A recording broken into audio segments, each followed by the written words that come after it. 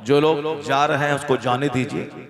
जो बेबरकती ही में रहना चाहता है और फिल्मी माहौल की गंदी गिलाजत में ही रहना चाहता है, जो मस्जिदों और मदरसों और जलसों की लज्जतों से हट के गाना गाने बजाने नाचने काफिरों की तरह जीने में ही जिसको मजा मिलता है तो मजा उसको लेने दीजिए। जन्नत करोड़ों में कोई कोई जाएगा और जहन्नम में थोक के थोक लोग जाएंगे। जहन्नम में करोड़ों करोड़ जाएंगे और जन्नत में कोई कोई जाएगा। हदीस पाक आप सुनते भी हैं कि मेरी उम्मत 73 फिरकों में बढ़ जाएगी, 72 जहन्नमी सिर्फ एक जन्नती। 72 में 73 फिरकों में बढ़ जाएगी, 72 जहन्नमी एक जन्नती। तो कहां 73 में 72 जहन्नम, कहां एक जन्नती। उसी तरीके से हम सारे लोगों के मुकद्दर में जलसे में सलाम और दुआ तक रहना शामिल नहीं है। सारे लोगों के मुकद्दर में मदरसा जाकर के मुस्तफ़ा के मेहमानों को देखना ये उसके मुकद्दर में नहीं है। 5 वक्त मस्जिद में जाना सबके मुकद्दर में नहीं। वो चौक पे चला जाएगा दिन में 10 बार, जहां झूठ की खेती होती है, जहां ग़ीबत की महफिल सजती है, जहां कीना कुदरत निकाला जाता है, जहां मुसलमानों की बुराइयां बयान की जाती हैं, जहां इमाम और मौजिन की बुराई बयान होती है, जहां उलमा कराम की बुराई बयान होती है।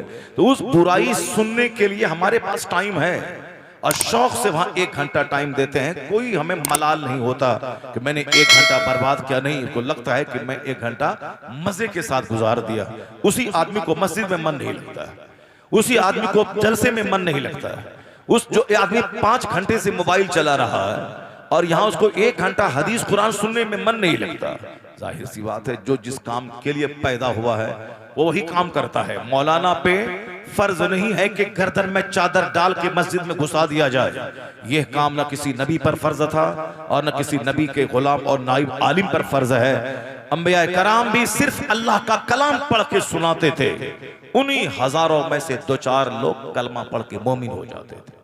वही काम आज आलिमों पर भी है कि तुम वाज करो, तुम समझाओ, हिकमत के साथ, तदबीर के साथ, अच्छी मिसाल के साथ। तुम सिर्फ समझा ही सकते हो, ना कि किसी की गर्दन में चादर डाल के गर्दनियां दे के तुम मस्जिद घुसा नहीं सकते। किसी बादशाह पे लाजिम नहीं कि वो किसी की गर्दन में चादर डाल के हम 5 टाइम मस्जिद में कर दे। नहीं नहीं, ये काम अंबिया कराम भी नहीं करते थे कि कलमा पढ़ो नहीं तो मार के ठीक कर देंगे, मस्जिद में घुसा देंगे। अपने गुलामों को जाओ भेजो उसके घर में चादर डाल के मस्जिद ले आओ। नहीं नहीं, सिर्फ समझाते थे। वमा अलैना इल्लल बला, क्या कहे हमारे ऊपर में सिर्फ पहुंचा देना जरूरी है। अब उस आदमी का दिल बदल देना, उसे नेक बना देना, ये हमारा काम नहीं। मेरा काम अल्लाह का पैगाम पहुंचा देना और दिल बदल के नेक बना देना, ये खुदा का काम है। नबी अपना काम करते थे, आलिम अपना काम करें, बाकी दिल का बदलना ये अल्लाह का काम है। अल्लाह बदलता है। तो इसलिए जन्नती बहुत थोड़े लोग रहेंगे, जहन्नमी कसरत से मिलेंगे। अगर दुनिया में बेनमाजी ज्यादा है तो घबराने की जरूरत नहीं है। दुनिया में झूठे ज्यादा हैं तो घबराने की जरूरत नहीं है। दुनिया में अगर जबान और दिल दोनों अलग अलग मुनाफिक और दोगलों की तादाद ज्यादा है, मुखलिस कम है, तो घबराने की जरूरत नहीं है। नाचने गाने वाले, नमाजों और अजान से चिढ़ने वाले अगर ज्यादा हैं तो टेंशन लेने की कोई जरूरत नहीं है। इसलिए कि जहन्नम थोक का थोक आदमी जाएगा और जन्नत में लाखों करोड़ों में कोई कोई जाएगा।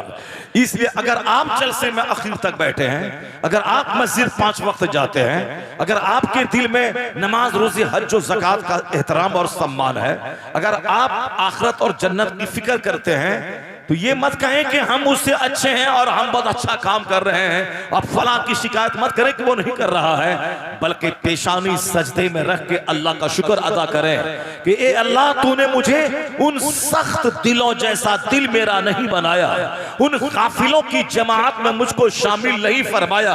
अगर तू मेरा दिल टेढ़ा कर देता तो हम भी आलिमों की ग़ीबत की पोटली लेके बैठ जाते। अगर तू मेरा दिल हाथ कर देता तो हम भी नमाज, रोज़े, हज और ज़कात की इफादियत नहीं, उससे क्या फायदा होगा, उसके नुकसानात को लेकर बैठ जाते। इलाही, तेरा करोड़ों एहसान, तूने मेरा दिल टेढ़ा नहीं किया, सीधा किया। इस पर चाहे जितना शुक्र अदा करूं कम है, तो इस नेमत पे शुक्र अदा करो। अल्लाह ने तुझे गाफिल नहीं बनाया, अल्लाह ने तुझे अपनी याद करने वाला बना दिया। इस नेमत पे शुक्र अदा करने की जरूरत है, इस नेमत की कद्र करने की जरूरत है। वरना आज भी यहां से भाग गए होते, आज आप भी महफिल में नहीं होते, आप भी उन्हीं काफिलों के साथ शामिल हो जाते।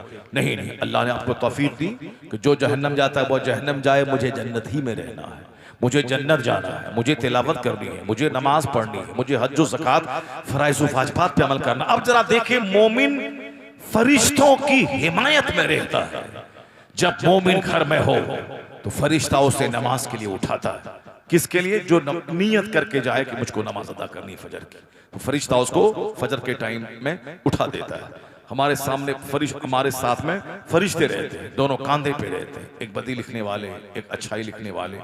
ये हमारे कांधे किरामन कातिबीन रहते हैं। हमारे सामने बहुत सारे फरिश्ते रहते हैं जो हमारे दुरूद को मदीने तैयबा पहुंचाने के लिए मुकर्रर रहते हैं। बहुत सारे फरिश्ते रहते हैं जो हम तबाह होने वाले होते हैं, हमको तबाही से बचाते हैं। लेकिन जहां नमाज छूटी, फरिश्ता अलग हो गया। जहां झूठ बोले, फरिश्ता अलग हो गया। जहां आपने तस्वीर देखनी शुरू की, फरिश्ता अलग हो गया। जहां आपने बदकारी की, फरिश्ता अलग हो गया। फरिश्ता अलग हुआ, ताकत के बल पर, पैसे के बल पे कुछ नहीं होता है। मोमिन जहां भी जंग जीतता है, सिर्फ फरिश्तों की मदद और अल्लाह के फजल से जंग जीतता है। अब जरा सुनिए, एक चैप्टर में खोलता हूं कुरान करीम का, किस तरह से फरिश्तों के हट जाने से हमारा सवाल आता है। फरिश्ते घर में हो तो बरकतें, जहां तिलावत इबादत जिक्र वहां फरिश्ता, फरिश्ता जहां बरकत। और जहां फरिश्ते नहीं रहे, तस्वीर है, फिल्म है, गाने हैं, वहां फरिश्ते नहीं रहेंगे। फरिश्ते नहीं रहेंगे तो रहमत नहीं बल्कि जहमत नाजिल होगी, और उसी जहमत का नतीजा है कि करोड़ों कमाने बरकत समझ में नहीं आएगी। अब जरा गौर से सुनिए, जनाब मूसा अलैहिस्सलाम 6 लाख मुसलमानों की फौज लेकर कौम जब्बारीन से जिहाद करने के लिए निकले। कितनी फौज? 6 लाख की फौज। 6 लाख माना रखती है। ये आज से 3000 साल पहले की बात है। 3000 साल पहले ऐसे भी दुनिया की आबादी कम थी। उस वक्त में 6 लाख बनी इसराइल, ये वही बनी इसराइल है जिसको आजकल यहूदी कहते हैं। ये यहूदी पहले, ये लोग बनी इसराइल के लोग ईमान लाते थे, मोमिन थे। बाद में अल्लाह की नेमतों का इनकार करते रहे, झुठलाते रहे। अल्लाह इनाम करता रहा, जब बंदे नहीं माना तो अल्लाह ने धुतकार दिया। ये यहूदी जलील हो गए। गुरिबत अलैहिमुज़्ज़िल्लतु वल मस्कना, जिल्लत और मस्कनत पर अल्लाह ने मुसल्लत कर दी। वरना पहले इन लोगों पे अल्लाह ने बेपनाह नेमतें की हैं। मन और सलवा आसमान से जो दस्तरखान उतरता था, इन्हीं यहूदियों पे। समंदर को अल्लाह ने फाड़ करके रास्ता निकाल दिया, इन्हीं यहूदियों के लिए। और 40 साल तक मैदान तीह में वह लोग रहे। 40 साल तक आसमान से मन और सलवा उतरता रहा, ये उन्हीं लोगों के लिए। जब इन सारी नेमतों को खाने के बाद भी वह लोग शुक्रगुजार नहीं हुए, अल्लाह की नेमतों का शुक्र नहीं किया, अल्लाह के पैगंबर को झुठलाया, तो अल्लाह ने कयामत तक के लिए इन यहूदियों को जलील और रुसवा कर दिया। अब ये लोग भटकते रहेंगे, मारे मारे फिरते रहेंगे। कहा जाता है कि 60 लाख यहूदियों को first world war, second world war के बीच में यहूदियों को हिटलर, जर्मनी के तानाशाह हिटलर ने इसे मार दिया। 60 लाख यहूदियों को कत्ले आम कर दिया। और कुछ लोग जो बच गए यहूदी, उनको कश्ती पे बिठा के उसे समंदर में छोड़ दिया। इसलिए छोड़ दिया ताकि ये लोग बचेंगे दुनिया में, इनकी नस्ल चलेगी, तो आने वाले लोग इनकी शरारत, इनकी बदतमीजी को देखकर ये कहेंगे कि हिटलर ने 60 लाख यहूदी को क्यों कत्ल किया था, तो मेरा कत्ल करना कैसा दुरुस्त था। ये इनकी बदतमीजी और शरारत को देखकर दुनिया कहेगी, इनको जो हिटलर ने कत्ल किया था सही किया था, तो मेरा कत्ल लोगों के नजदीक दुरुस्त हो जाए। इसलिए यहूदियों का छोटा सा गिरोह हिटलर ने जिंदा छोड़ा, वरना उसे भी ज़बह कर देता। वही जो लोग बच गए थे कश्ती में सवार होके, कोई उसको पनाह नहीं दे रहा था। उसको फिलिस्तीन के मुसलमानों की जमीन पे अमेरिका और बरतानिया ने सालिसी करके, बैठक करके जबरदस्ती उस फिलिस्तीन की जमीन पे उसको बसाया। वो मुट्ठी भर लोग बसे और आज उसकी आबादी पूरी दुनिया में 70 से 80 लाख यहूदी की आबादी है। मुसलमान तो 200 करोड़ है, ये तो 70-80 लाख है। और आज जो उनकी शरारत है, बच्चों को मारना, औरतों को मारना, बीमारों को मारना, कैंसर ज़दा को मारना, मस्जिदों को तबाह करना, हॉस्पिटल को तबाह करना, स्कूल तबाह करना, सारी दुनिया देख ले कि यहूदी किस कदर बदतरीन कौम का नाम है। खबीस, तुम्हें हम्मास के नौजवान ने तेरे ऊपर रॉकेट दागा था तो तुम हम्मास को मारो, हम्मास को चुन चुन के मारो, पता लगाओ इसके नौजवान कहाँ हैं, उसको मारो। ये बच्चे, ये औरतें, ये बूढ़े, ये बीमार, ये मौलाना, ये मौलवी, ये मस्जिद के जिम्मेदार, मस्जिदें, ये मदरसे, ये खानका है, तेरा क्या बिगाड़ी है? चूंकि उसके पास दम तो है नहीं कि इन मुजाहिदों को पकड़ सके और मार सके। उसी गुस्से को निकालने के लिए ये आम शहरियों को हिला कर रहा है। इसी से जान ले कि किस कदर बदतरीन कौम है यहूदी। और दुनिया आज जान गई कि हिटलर ने 60 लाख यहूदियों को जो ज़बह किया था, उसका ज़बह करना दुरुस्त था। और उसने इन चंद लोगों को जो जिंदा छोड़ा, जिनकी शरारत को देखकर आज दुनिया कह रही है दुनिया की सबसे बदतरीन कौम यहूदी, जिसका हमला सिर्फ औरतों और बच्चों पे हो रहा है। और जिसने उस पर अटैक किया उसको तो ये मार नहीं पा रहा है, तो कम से कम सरेंडर तो कर जाओ, झुक तो जाओ, इन बीमारों, औरतों और मरीजों को मारना तो बंद करो। लेकिन नहीं, ये इस बात की दलील है कि ये बुरे इतने हैं कि हिटलर ने 60 लाख यहूदी को ज़बह किया था। और आने वाले वक्त में जो अनकरीब आने वाला है, यहूदी को खदेड़ के इस्राइल से निकाला जाएगा।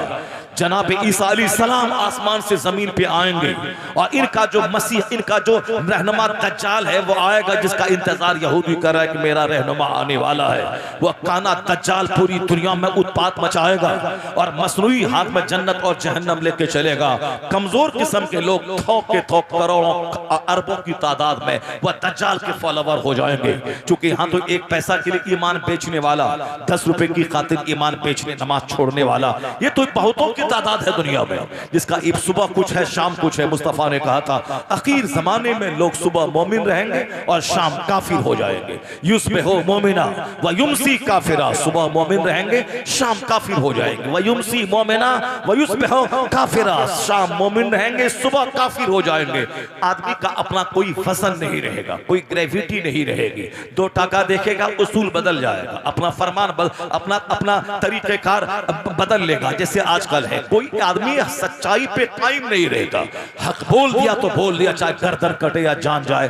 पक्का हुसैनी दुनिया में नजर नहीं आता। सुबह सवेरे बोला हम जालिम का साथ नहीं देंगे और शाम होते होते जालिम के पास बैठ के खाना खाता है। शाम बोला था कभी भी काफिरों की बात नहीं मानेंगे, सुबह होते होते उन्हीं काफिरों की सारी बात मानता, उसी की गोद में चला जाता है। छोटी सी नौकरी ईमान लूट लेती है। किसी लड़के का चेहरा मेरी बेटी का ईमान लूट लेता है, और किसी लड़की का चेहरा मेरे बेटे का ईमान लूट लेता है। दुनिया में अगर हम किसी लड़की से शादी भी कर लें तो जवानी तो 25 साल की होती है, और बुढ़ापा 10-20 साल का, 80-90 साल में मर गए, खेल खत्म हो गया। या तो 100 साल के अंदर बचपन जवानी सब खत्म, मगर मरने के बाद जहां गए वहां का एक दिन 50,000 साल के बराबर होगा। और जहां खरबों साल, महासंख्यों साल, बेगिनती, जिसकी कोई लिमिट ही नहीं है।